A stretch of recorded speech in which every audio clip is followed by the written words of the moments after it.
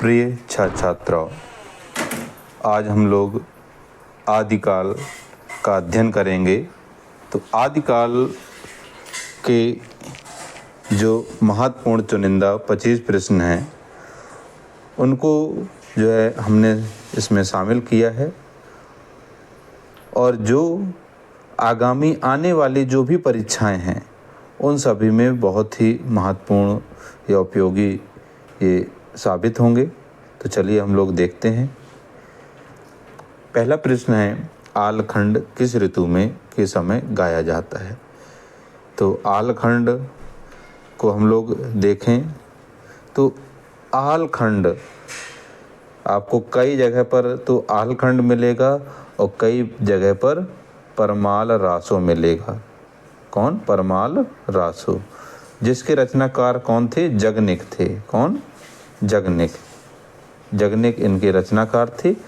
और यह जो है आपका देखा जाए तो वर्षा ऋतु में ये जो है क्या किया जाता है? गाया जाता है। कब गाया जाता है? वर्षा ऋतु में जो है गाया जाता है। इसमें दो वीर नायक आहला और ऊदल का जो है जिक्र किया गया है। वर्षा ऋतु में गाया जाता है। तो अभी जो आपका रक्षाबंधन जो आ रहा है, तो आप लोग एक चीज़, जो महोबा क्षेत्र के लोग रहने वाले हैं, महोबा के आसपास के जो ज़िले हैं वहाँ पर आज भी प्रचलन है कि जो कजलियाँ होती हैं वो एक दिन बाद खोटी जाती हैं। क्यों? क्योंकि ऐसा माना जाता है कि जो दूसरे राजा थे उन्होंने महोबा पर चढ़ाई कर दी थी और आला उदल ने पहले युद्ध जीता था। उसके बाद अगले दिन धूमधाम से उत्सव मनाया गया था। इसलिए जो है अगर हम लोग देखें तो आहला जो वर्षा ऋतु में ही आलखंड क्या किया जाता है? गाया जाता है।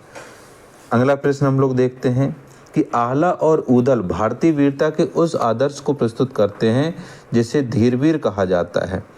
कथन किसका है? तो ये कथन किसका है? अगर हम लोग इसको पर ध्यान से देखें तो यह जो कथन है वह जॉर्ज ग्रियर्सन जी का है।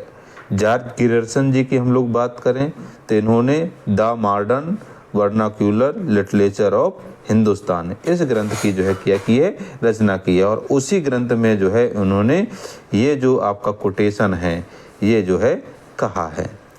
तो हम लोगों को ये चीज़ थोड़ा ध्यान रखनी है। फिर आगे हम लोग चल कर देखते हैं। तो अगला प्रश्न है, कुमारपाल प्रतिरोध किसकी रचना है? तो कुमारपाल प्रतिरोध किसकी रचना है? अगर हम लोगों ने आदिकाल पढ़ा है तो उसमें हमें मालूम होगा कि सोमप्रभ सूर्य हैं, इनकी जो है क्या है? ये रचना है। फिर अगला प्रश्न हम लोग देखते हैं।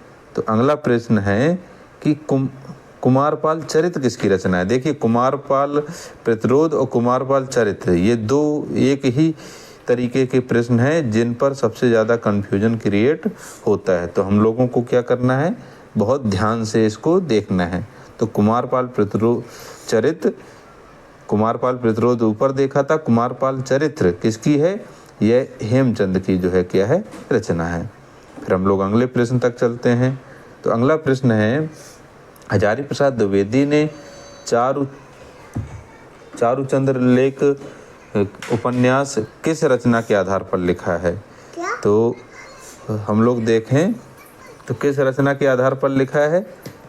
वह लिखा है आपका प्रबंध चिंतामणि के आधार पर। किसके आधार पर? प्रबंध चिंतामणि के आधार पर जो है लिखा है। फिर अगला प्रश्न हम लोग देखें तो अगला प्रश्न है, नेमिनाथ चौपाई किसकी रचना है? तो नेमिनाथ जो चौपाई है वह किसकी रचना है? विनय चंद सूर्य जी की जो है रचना है। हम लोग आगे और देखें तो अगला प्रश्न है, किन्हें कलिकाल सर्वज्ञ कहा जाता है? ये प्रश्न जो है कई बार परीक्षा में पूछा गया। ये बहुत ही महत्वपूर्ण प्रश्न है। किन्हें कलिकाल सर्वज्ञ कहा जाता है? तो किसे कहा जाता है? हेमचंद जी को कहा जाता है। आगे हम लोग चलते हैं। निम्नलिखित में कौन गे रासो काव्य है? तो कौन गे रासो काव्य है? तो देखिए, अभी हम लोगों ने ऊपर पढ़ा है कि जो परमाल रासो है, जो आलखंड कहा गया, वह वर्षा ऋतु में गाया जाता है। तो गाया मतलब गेय काव्य है, और बीसल देव रासो ये भी क्या है, गेय काव्य है। तो ये दोनों ही क्या हैं, गेय काव्य हैं। तो ऑप्शन नंबर तीसरा सही हो जाएगा। आगे हम लोग देखते हैं। तो अगला प्रश्न है, किस कृति में कोसा नाम की वेश्या का चित्रण किया गया है? कोसा नाम की वेश्या का चित्रण। तो हम लोग अगर देखें तो इस स्थूल भद्ररास में जो है इसका जिक्र हमें क्या मिलता है। आगे हम लोग देखें अगला प्रश्न। तो अगला प्रश्न है, निम्नलिखित में से कौन सी रचना हेमचंद्र की नहीं है? तो देखिए कौन सी रचना हेमचंद्र की नहीं है। तो अगर इस आधार पर देखें तो इसमें बाकी तो सब हैं, लेकिन एक जो रचना है हिंदी शब्दानुशासन, ये हेमचंद की रचना नहीं है। फिर आगे हम लोग देखें तो अगला प्रश्न क्या है, गारसा दत्तासी ने रासो शब्द की उत्पत्ति किस शब्द से मानी है? तो ये देखिए प्रश्न बहुत महत्वपूर्ण है, और इनको अगर हम लोग बहुत डीप तरीके से पढ़ना चाहते हैं तो अगर हम लोग डॉक्टर नगेंद्र का जो इतिहास है अगर उसका अध्ययन करें तो उसमें उन्होंने बहुत ही बारीक तरीके से जो है इसका जो है जिक्र किया है। तो राजसूय किस शब्द, गारसा दत्तासी ने राज शब्द की उत्पत्ति किस शब्द से मानी है? तो किससे मानी है? राजसूय शब्द से मानी है। अगला प्रश्न है, नरोत्तम स्वामी ने रासो शब्द की उत्पत्ति किस शब्द से मानी है? तो अगर हम लोग नरोत्तम स्वामी जी का कथन पढ़ें तो इन्होंने किससे मानी है? रसिक शब्द से मानी है। फिर अगला प्रश्न है, हरप्रसाद शास्त्री ने रासो शब्द की उत्पत्ति किस शब्द से मानी है? तो इन्होंने किससे मानी है? अगर हम लोग देखें तो इन्होंने मानी है राजयश से। किससे? राजयश से। फिर अगला प्रश्न हम लोग देखते हैं। तो अगला प्रश्न है, भरत मुनि ने रास को क्या कहा है? तो भरत मुनि ने रास को क्या कहा है? तो इन्होंने कहा है क्रीडनीयक। क्या? क्रीडनीयक। ठीक है। फिर अगला प्रश्न हम लोग देखते हैं। तो अगला प्रश्न है, अभिनव गुप्त ने रास को एक प्रकार का क्या माना है? तो क्या माना है रास ने? इन्होंने माना है आपका अभिनव गुप्त जी ने रूपक। ठीक है। फिर अगला प्रश्न हम लोग देखें तो अगला प्रश्न है, लघुनह चक्र के लेखक कौन है? तो लघुनह चक्र के लेखक कौन है? देवसेन जी हैं। फिर अगला हम लोग प्रश्न देखते हैं। अगला प्रश्न है, बुद्धिरास ने कितने छंदों का प्रयोग किया है? तो कितने छंदों का प्रयोग किया है बुद्धिरास ने? तो इन्होंने 63 छंदों का क्या किया है? प्रयोग किया है। फिर अगला प्रश्न हम लोग देखें तो अगला प्रश्न है, मुनि जिन विजय ने रास परंपरा का प्रथम ग्रंथ किसे माना है? ये प्रश्न बहुत महत्वपूर्ण है। मुनि जिन विजय ने रास परंपरा का प्रथम ग्रंथ किसे माना है?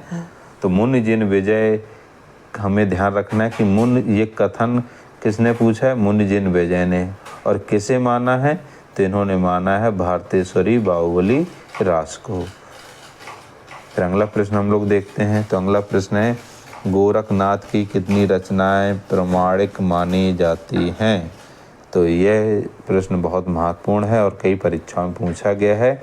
तो इसमें अगर हम लोग देखेंगे तो 14 को जो है क्या किया है? 14 जो नंबर है इसको जो है प्रमाणिक माना है। 14 रचना उनकी प्रमाणिक मानी जाती हैं।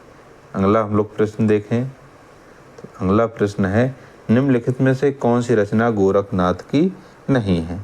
तो कौन सी रचना गोरखनाथ जी की नहीं है? तो अगर हम लोग देखें तो जीव दया रास, यह जो है गोरखनाथ की रचना नहीं है, बाकी सभी गोरखनाथ जी की ही रचनाएं हैं। ठीक है। फिर अगला प्रश्न है निम्नलिखित में से किसे बालनाथ कहा जाता है? तो किसे कहा जाता है बालनाथ? तो जालंधर जी को क्या कहा जाता है? बालनाथ कहा जाता है। फिर अगला प्रश्न है, योग प्रवाह किसकी रचना है? तो योग प्रवाह किसकी रचना है? तो अगर हम लोग देखें तो योग प्रवाह जो है पीताम्बर दत्त बड़ा थवाल, इनकी जो है क्या है रचना है, योग प्रवाह है। फिर हम लोग अगला प्रश्न देखें तो अगला प्रश्न है आपका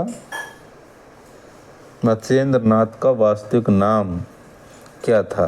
तो मत्स्येंद्र नाथ का वास्तविक नाम क्या था, विष्णु शर्मा था। फिर हम अगला प्रश्न हम लोग देखें मत्स्येंद्र नाथ का पूरा नाम क्या था,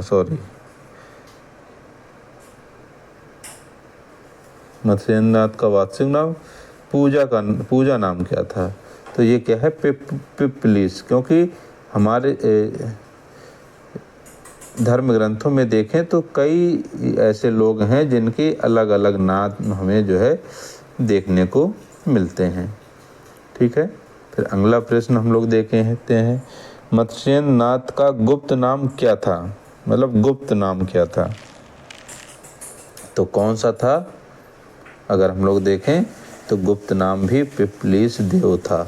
तो इससे तात्पर्य क्या है कि इस नाम का इन्होंने प्रचार प्रसार बहुत अधिक नहीं किया हुआ है।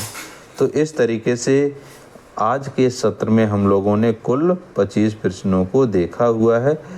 ये 25 प्रश्न आपकी परीक्षाओं के में बहुत ही उपयोगी हैं।